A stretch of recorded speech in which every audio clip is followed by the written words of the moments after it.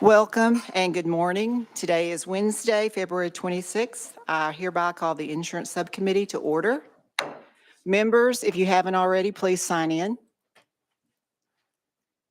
Madam Clerk, please take the roll.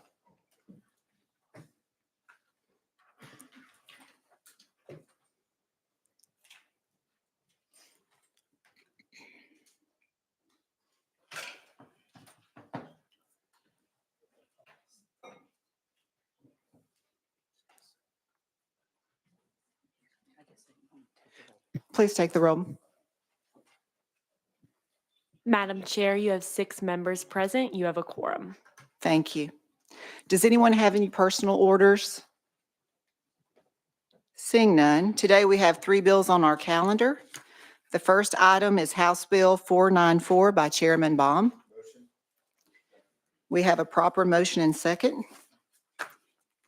Chairman, I see you have an amendment. Can you verify the drafting code? Yes, it is 3693. Thank you. We need a motion and second on that amendment. We have a proper motion and second. Chairman, you are recognized on the bill. I'm sorry, we need to vote on the amendment. Does the amendment make the bill? It does. Okay.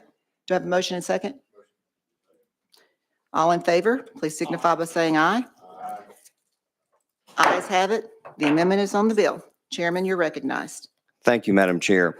This is a bill that would allow independent contractors to have portable benefit accounts. These would be accounts where they could receive some employment benefits, and they could get this in this bill without losing their status their employment status as an independent contractor. Now, here's who this bill has in mind as independent contractors: gig workers, freelancers, consultants. I think of folks like Uber drivers and Lyft drivers, DoorDash workers. It could be anyone who's got temporary employment or works on a temporary basis, or someone who has multiple jobs. These are the independent contractors that we have in mind. The individuals or the entities that would contribute money to one of these portable benefit accounts would be the folks who hire the independent contractors. You might characterize them as the folks who hire them, or you might characterize them as their customers. It could be the independent contractors themselves, or it could be other individuals like a family member or a relative. These contributions would go into the account, and then the independent contractor could take the contributions and could use them for whatever employment benefits they might want. And common employment benefits would include health insurance, income replacement insurance, life insurance, retirement benefits, and there are several others. These portable benefit accounts under this bill would be managed by third-party providers, and the characteristics of these accounts would be, first of all, that they're voluntary. The independent contractor in no way is required or mandated to have one. Have one if they want one. Number 2, they're flexible so that the independent contractor could select the employment benefits that they want. They might have health insurance through their spouse's employer, so they want to use the contributions for retirement. And third, these benefits need to be portable. They would travel with the worker, not with an employer. If the worker changed customers or had multiple folks who hired them, then the worker would take the account with them. It wouldn't be tied to a particular employer. Without legislation like this, some of our independent contractors miss out on employment benefits. But without this legislation, they couldn't get those benefits in some cases, in many cases, without their employment status and tax status changing to being a W-2 type employee. Thank you for that explanation. Do we have any questions from members? Representative Freeman, you're recognized. Thank you, Madam Chair.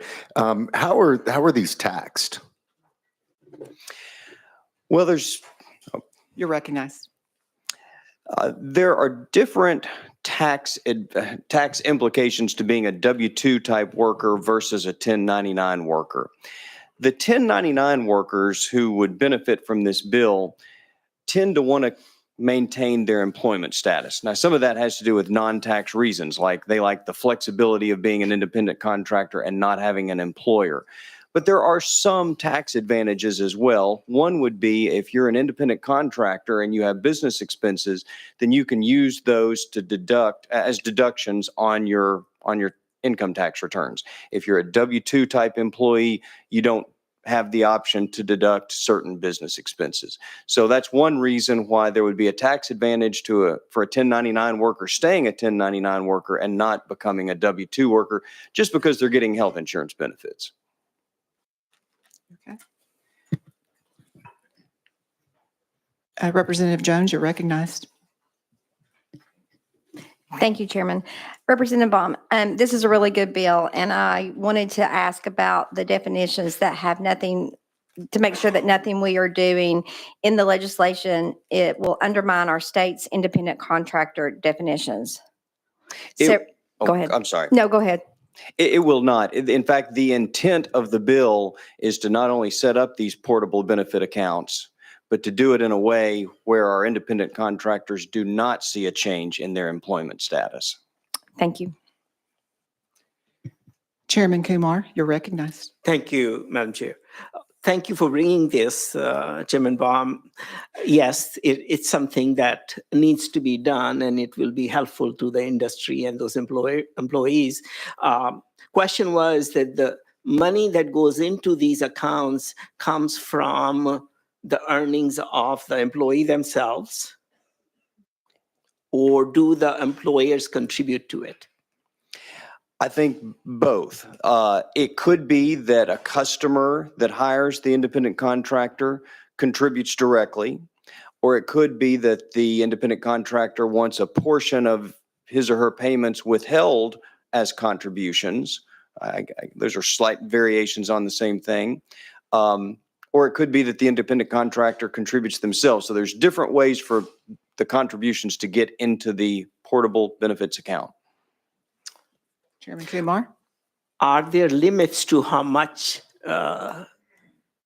money can be contributed, certain percentages or guidelines?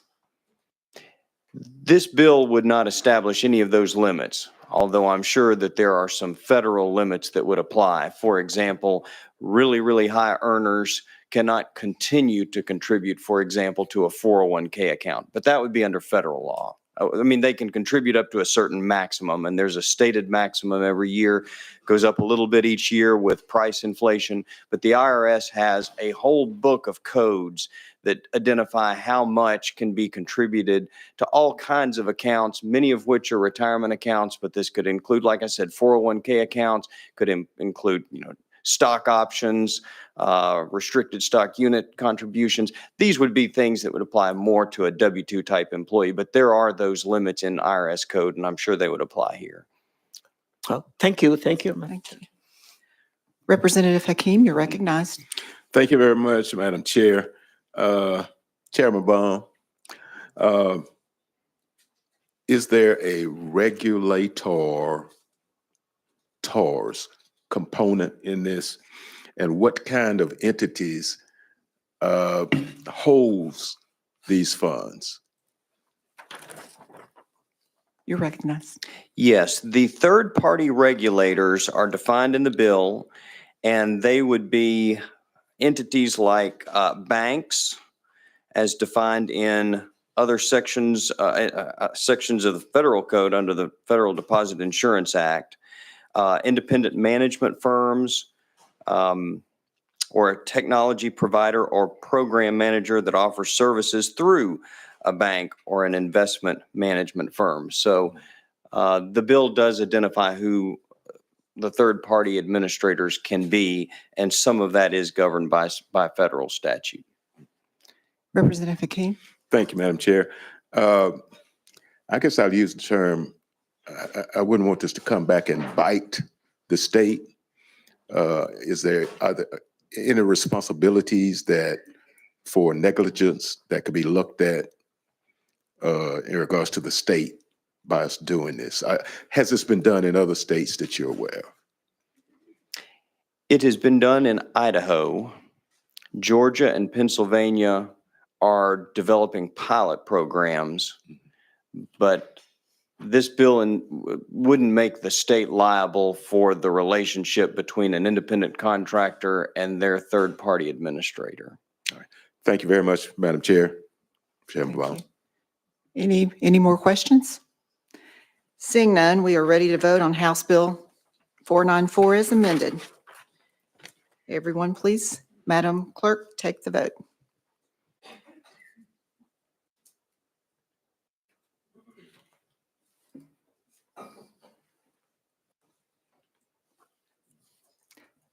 Please take the vote.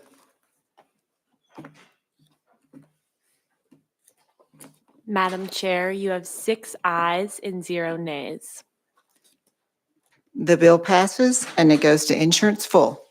Thank you all. Item number 2 is House Bill 29 by Chairman Sapicki.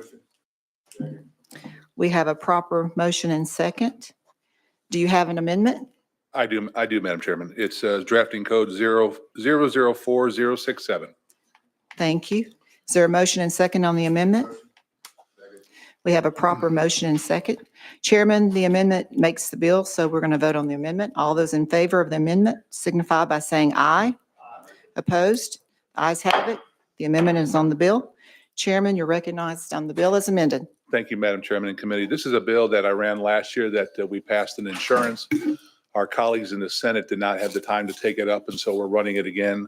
I'll give a brief description of it, then I'll stand ready to answer questions. It prohibits a health insurance entity from discriminating between a chiropractic physician and a medical physician with respect to the methodology used to calculate reimbursement or the amount of reimbursement to be paid for a service that is in the lawful scope of practice of a duly licensed chiropractic physician. It prohibits a health insurance entity from attempting to circumvent such prohibition by creating a chiropractic specific code or payment methodology not listed in the nationally recognized code book used by the health insurance entity for determining the amount of reimbursement. Madam Chairman, that's what the bill does. I'll be happy to answer questions. Do we have any questions from the members? Representative Hakeem, you're recognized. Thank you very much, Madam Chair. Chairman Sapicki, in essence, are we saying that chiropractors should be paid at the same rate as doctors? You're recognized. Thank you, Madam Chairman. What the bill is stating is currently doctors have a CPT or a global code for each things that they do during a visit. Mhm. Chiropractors are just paid one flat fee no matter what they do for you.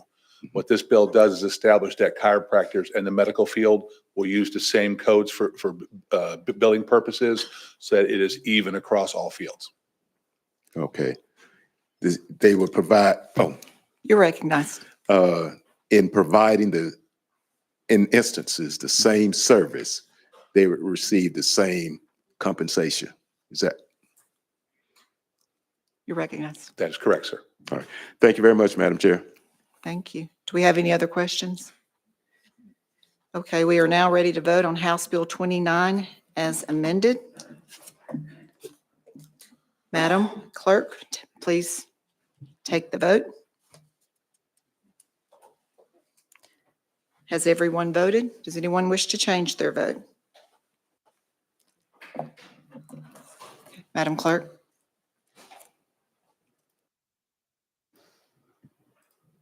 Madam Chair, you have 6 ayes and 0 nays. Thank you. The bill passes and it goes to insurance. Thank you, Chairman and committee. The next bill on the calendar is mine, so I will now pass the gavel to Chairman Kumar.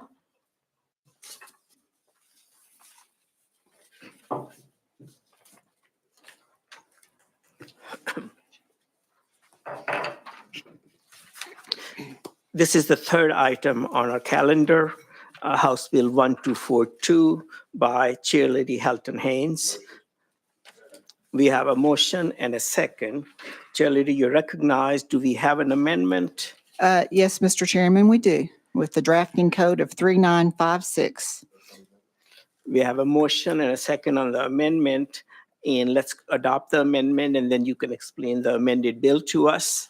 All those in favor of attaching Amendment 3956 to House Bill 1242, please say aye. Aye. Opposed? The amendment goes on the bill. Chair Lady, you're recognized on the amended bill. Thank you, Mr. Chairman. With bipartisan support, Congress enacted the 340B drug pricing program. Established in 1992, the 340B program allows eligible healthcare providers, called covered entities, to purchase outpatient drugs at discounted rates to stretch federal resources, increase access, and provide comprehensive care to the most vulnerable patients, low income, underinsured, and uninsured. Members of the committee, the amendment is just clarifying in nature. We have been very intentional with this bill to make sure it applies only to pharmaceutical drug manufacturers, and the language we are striking in subsection E ensures that.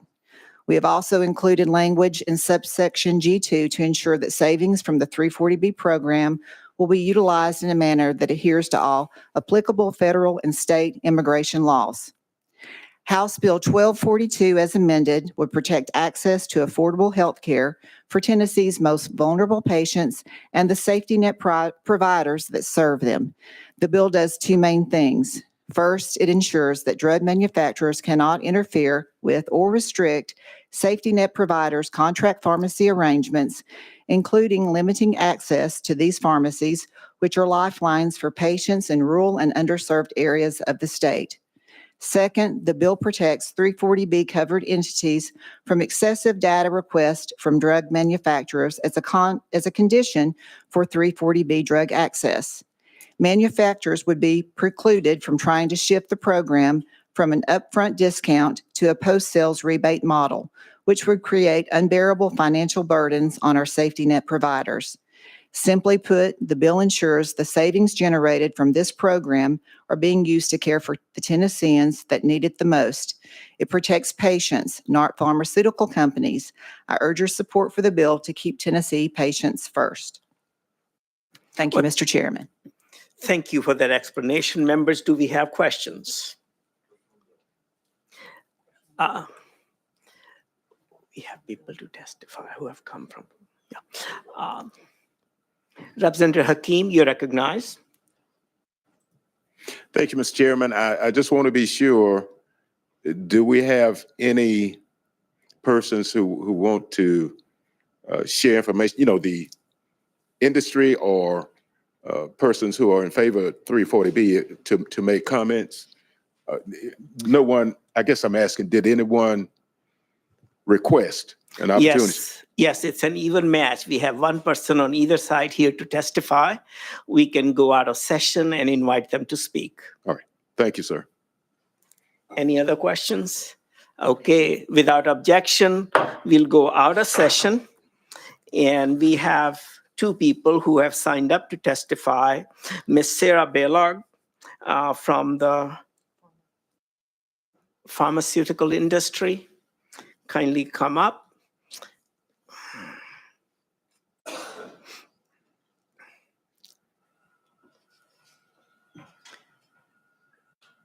All right, is this on? Can you hear me? Yes, the Okay. mic is on, the light is red there. All right. And kindly identify yourself and who you are with, and you have 5 minutes. Okay, thank you so much. My name is Sarah Baylog. I'm Senior Director of State Policy with PhRMA. Thank you for the opportunity to provide testimony, and I am here in opposition to the bill. 340B is a complicated issue because this program is a large, complex federal program. It is the second largest drug program at the federal level, behind only Medicare Part D. It's larger than TRICARE, VA, drug benefits. It's the second largest program. Contract pharmacies are a primary driver of the growth in the 340B program, which was expanded in 2010 under the Affordable Care Act. I want to note that our members support the intent of the 340B program to provide discounted drugs to safety net providers serving vulnerable communities. And a small percentage of 340B covered entities are often doing so, primarily Ryan White clinics, FQHCs, and clinics serving specific populations. The problem is that the majority of 340B participating entities are not using the markup profit that they generate from the program to invest back in care for patients in need. Because there's little oversight, these hospitals rake in big profits with little charity care to show for it. At the same time, they found ways to generate even more profit, like purchasing providers and facilities, driving consolidation and further limiting access to care, especially in rural and urban areas that have fewer options to begin with. By absorbing these providers, 340B entities can purchase more medicines to markup, which means more profit for large hospital systems, pharmacy benefit managers, and big chain pharmacies.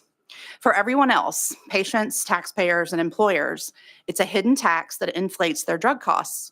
Without any guardrails on the program, the amount going to hospitals is increasing each year. As well, some 340B hospitals have implied that this is an access issue, that patients are struggling to fill their prescriptions because they're forced to visit multiple pharmacies. This is simply not true. Patients can fill their prescriptions at any pharmacy they choose. They don't have to use a 340B entity's contract pharmacy. Often, when 340B hospitals are marking up the drugs that they obtain through this program, they encourage their patients to fill prescriptions at contracted pharmacies so that they can make that profit from filling the script with a steeply discounted drug and pocket the difference. But patients don't have to fill their scripts there.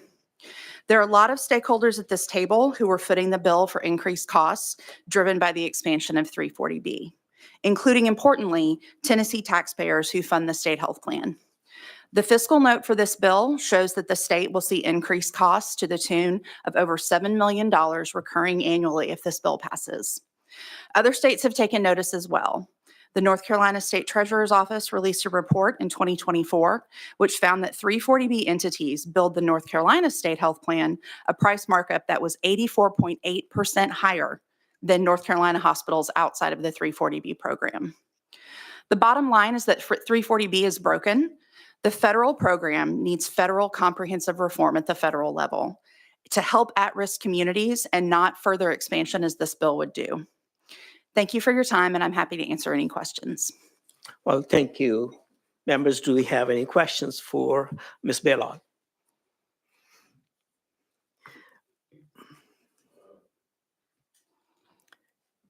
Representative Hakeem, have you formulated your question yet? Yes.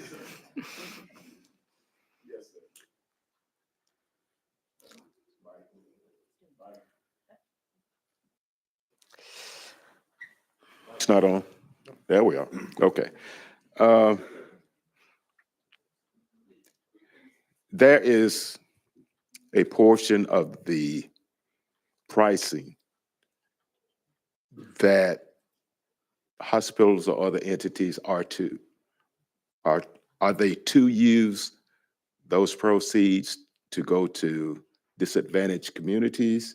And you're saying they're not doing that? I'm trying to understand. Certainly. So as the chairwoman referenced, it was created in 1992 by Congress with the intent of serving vulnerable and at-risk communities. And again, certainly there are many 340B entities in the state who are doing precisely that.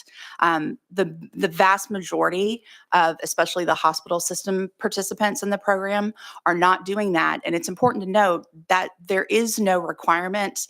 There are no guardrails. There's no specificity about what they have to do with the money that they mark up the drugs and then take that marked up profit. The statute doesn't speak to that. They're allowed to essentially, they're supposed to use it for investing in patient care, but they don't have to because it's not required by the program at the federal level. It's just kind of there's just a lack of specificity. So what we've seen is as hospitals who are 340 participants in the program take the proceeds that they get from marking up the drugs and use it in ways that is not meeting the original congressional intent of the program to serve those communities. They can essentially do with it what they want, which is not the intent of the program as written by Congress. You're recognized. Thank you, Mr. Chairman. Are you saying that I don't know if the proper term would be a not-for-profit entity hospital are using those funds to, I guess, I don't know if there'd be operating funds of that nonprofit, that would be inappropriate. I'm asking a question. Buying drugs at a deep discount, marking it up to, in some cases, all the way to list price, charging patients and their insurers that marked up price, and keeping the delta between the discounted price that they paid for the drug and the marked up price that they charged the patient. So I think that's just a very important part of this discussion, is that the people who are paying the price for 340B entities markup are the patients. The drug manufacturers are required to ship discounted drugs to every 340B participating entity. That's where the drug company's part of this process ends. The markup, the spread price, is being paid by the patient and the insurer, and that's why you see the fiscal note for the state plan, because the state plan is at this table as an insurer. And because they're foregoing rebates on the drugs, because the 340B discount supersedes that, then that's where you see the cost to both patients out of pocket and employers in the form of lost rebates. You're recognized. All right, thank you. Of course, Tennessee is not the first state where this discussion has taken place. Other states, have they sued the hospitals, or has the federal government put different regulations in place, or what are we saying? Certainly, every state where this bill similar to this has passed is currently in litigation. That is a satisfactory answer. Just to elaborate, there is no limit as to what level the 340B entity can mark up the price after they get the discounted drug. Is there a limit on that says that you will mark up only, not go up to the market price? I would need to get back to you on the specifics of the federal limits on it, to the degree that if there is a limit to which they can mark up in terms of a percentage of what they paid. I don't want to speak definitively to that without being 100% certain. So I'll get that information and get that back to you. But we do know that that 340B participating hospital systems especially are buying the drugs at a discount and then marking them up significantly and then charging that marked up price to the patient and to their insurer. And the federal law is ambiguous in regards to what the delta amount or the spread amount can be used for. Again, I would want to confer with our federal team and make sure that I'm getting you the exact right information, and we will do that and get that answer back to you. But that'll be after the vote has happened. Okay. Representative Freeman, you recognize. Thank you, Mr. Chair. I guess I just have a comment, and I'd love to hear your thoughts on it. So a couple of years ago, and everybody's heard me talk about it probably a dozen or more times, my family experienced a breast cancer scare, and we would sit in the hospital right across from the patient services where the hospital was giving charity to people that were going through the same experience. And over and over again, you would see people going through what was a horribly, painful, emotionally struggling period on the medical side, and then they had the financial burden on the other side, in many cases due to the extremely high pharmacy costs from this.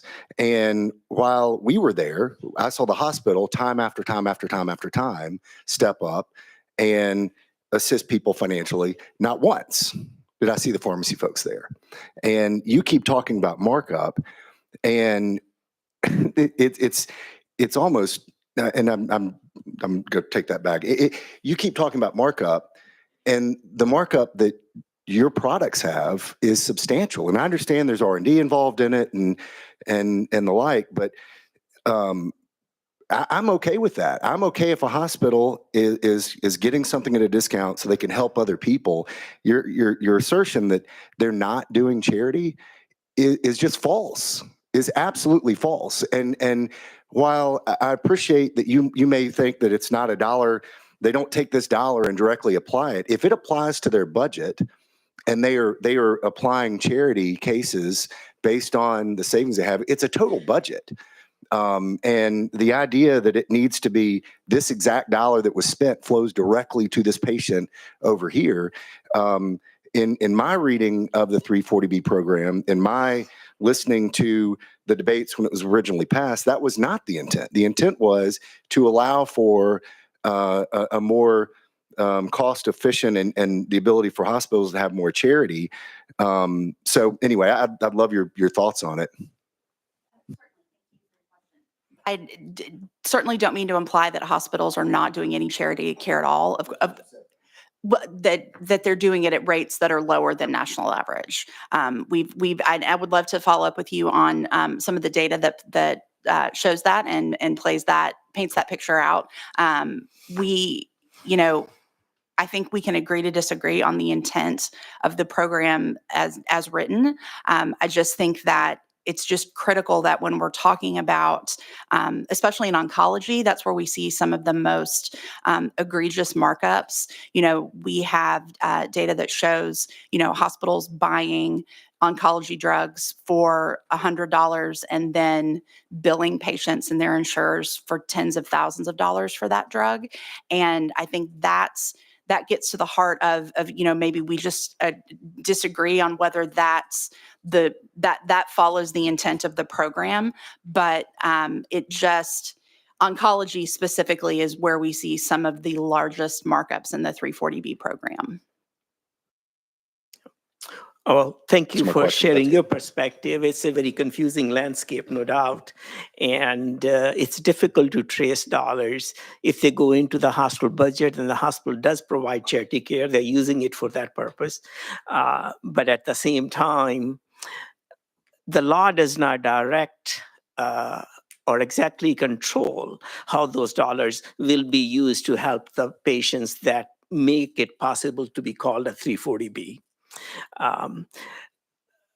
Representative Hakeem, did you have a question, sir?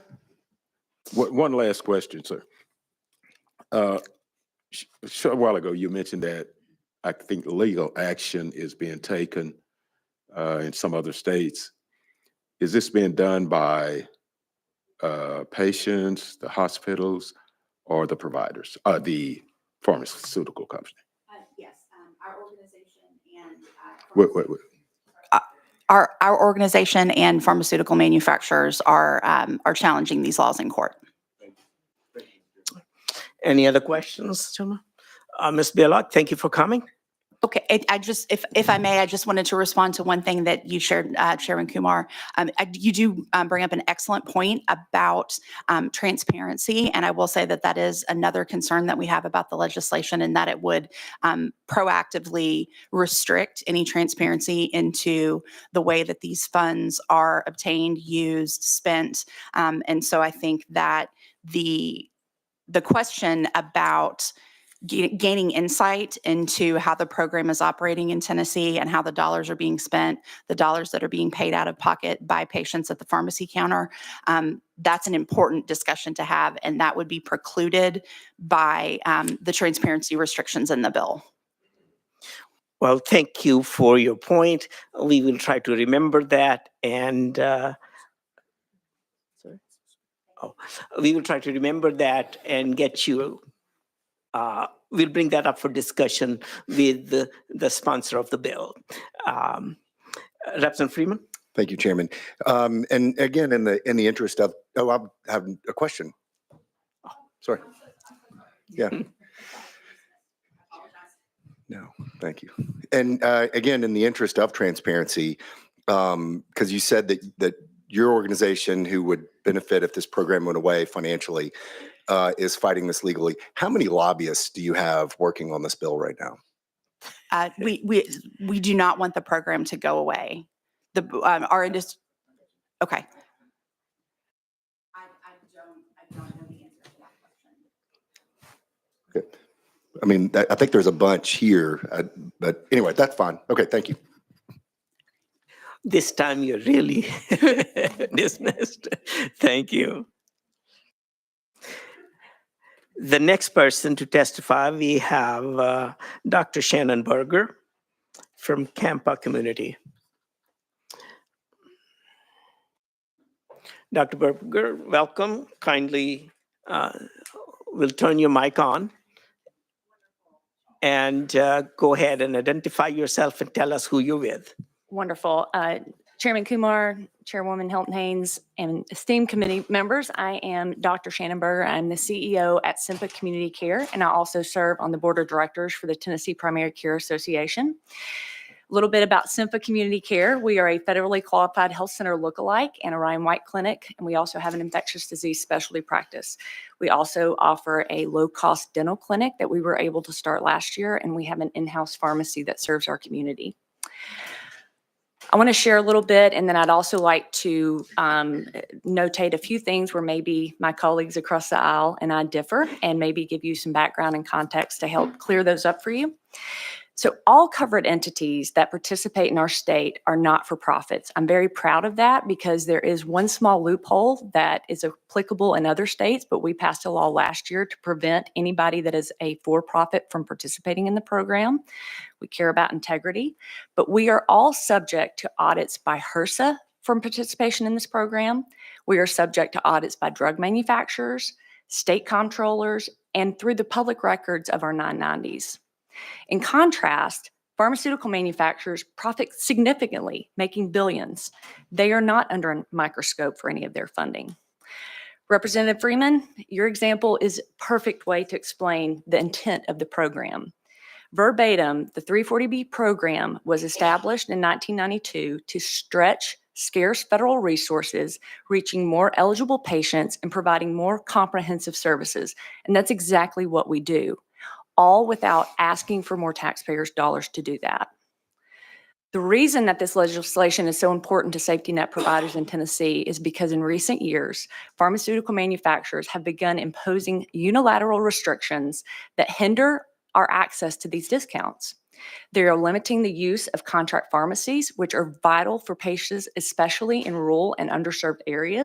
They don't have access to make it to a pharmacy that's in a metropolitan area. Additionally, they are attempting to shift the program from offering upfront discounts to a post-sale rebate model, which would threaten the access to care and jeopardize the ability for us to sustain our population. In response to a statement, and again, with all due respect to my colleagues across the aisle, if manufacturers felt that FQHCs and Ryan White clinics were doing the right thing, they would have never included us in these contract pharmacy restrictions. I have a nice long list of what all of those are and how they're impacting our patients right now. I would also like to point out that the growth of the program and why there's so many dollars that they're talking to about 340B, we would love to see changed, and that's because drug prices are so high. To be exact, drug pricing in the United States is 3 times that of every other developed country. Basically, we're paying 278% more for our drugs than other developed countries.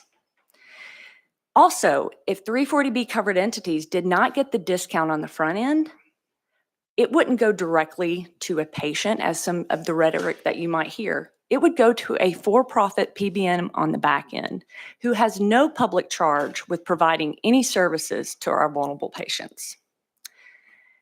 Another point, other states have noticed. I have a very updated map of all the current legislation that has been enacted across the country. And the statement regarding lawsuits is also not accurate. I have some of the latest court decisions, but most recently in the 8th Circuit Court, Pharma, AstraZeneca, and Sanofi lost. 5th Circuit Court, they lost on the Louisiana bill. And manufacturers have also sued the federal government on some of these contract pharmacy restrictions and have also lost in New Jersey and Indiana. So we are winning in the court system. All that to say, we are your rural health providers, your safety net clinics, local and county public health departments, small community hospitals, We don't have the same negotiating power or lobbying effort that these large manufacturers have. The savings afforded to these covered entities through 340B in Tennessee further support a balanced and conservative approach while also helping citizens who cannot afford the critical healthcare services they need.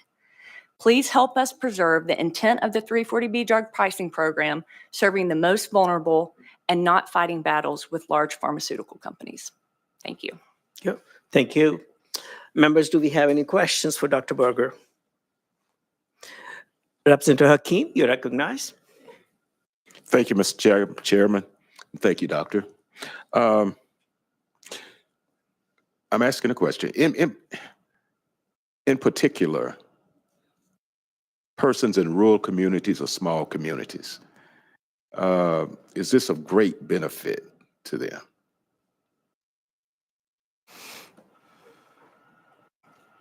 Absolutely. It's a benefit to all Tennesseans, but especially some of the most recent contract pharmacy restrictions have harmed our rural patients the most. Here's why.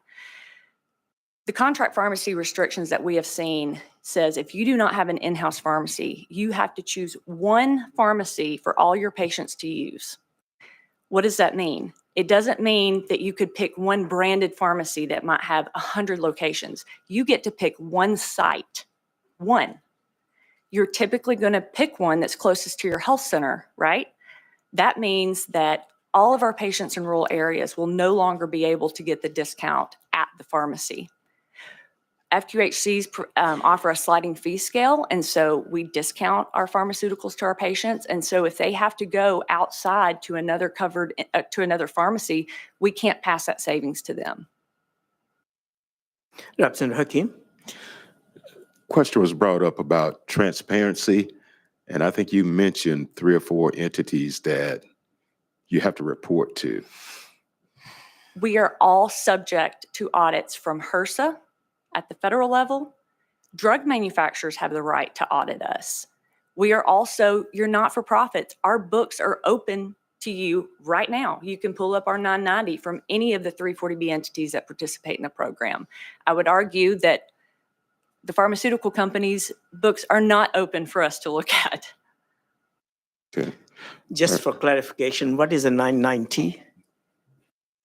Sorry, I am a recovering accountant. PA by trade as well. So it is the return that not-for-profits have to submit to the IRS. So you can look those up through GuideStar or Candid. You can pull up anyone's 990. Okay. Representative Hakeem, go ahead. If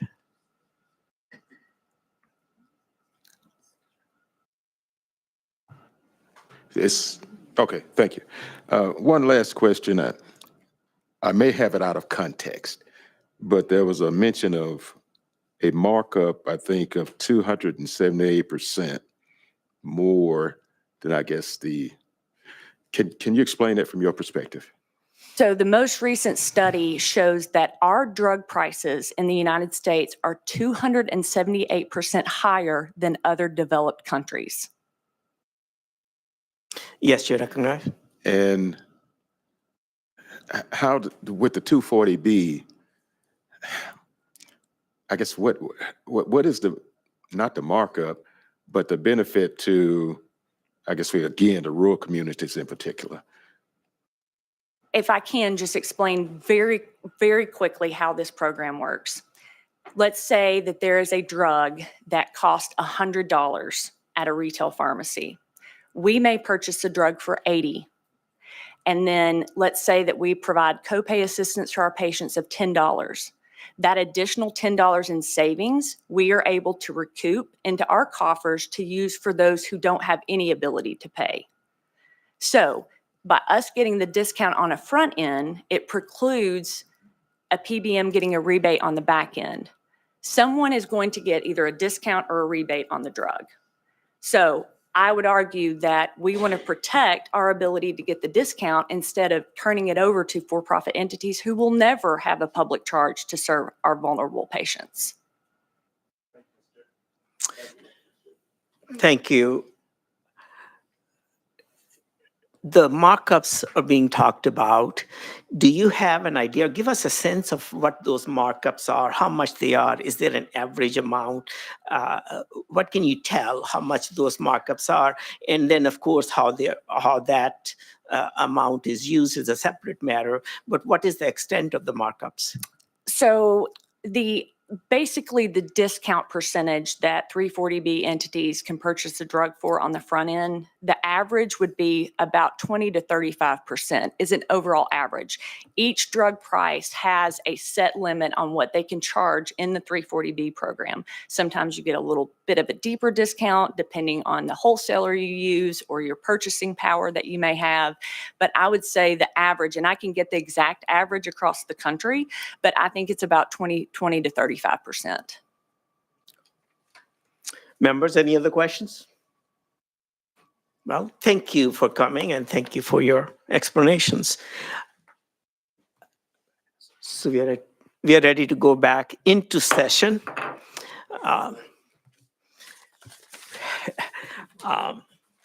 Question has been called, but Chair Lady Haynes, did you want to give any explanation about transparency or anything, or you think things have been explained? I think it's been covered, the transparency. I just humbly ask for the committee's support. This is a very important issue. Our patients and safety net providers depend on these savings to operate and to help the needy in our communities. And I humbly ask for your vote. Thank you. Thank you for indulging us. So members, are we ready to vote without objection? We are voting on House Bill 1242. Madam Clerk, please open. Are we open to vote? We are. Kindly green button yes and red button no.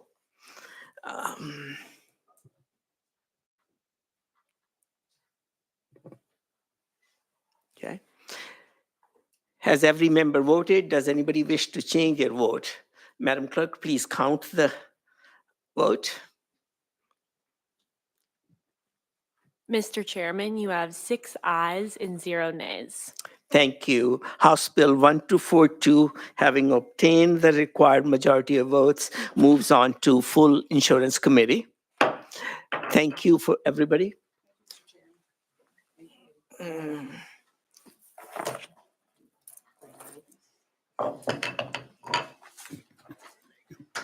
We are at the end of our calendar. Does any members have any comments or questions? Seeing none, we are adjourned.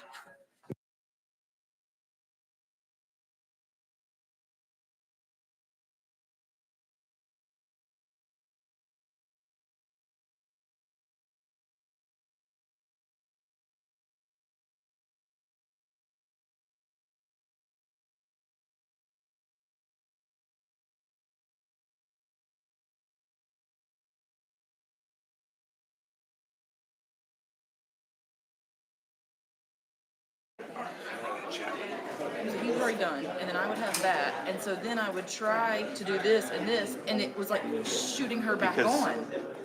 But see, look, there's 3 on right now at the same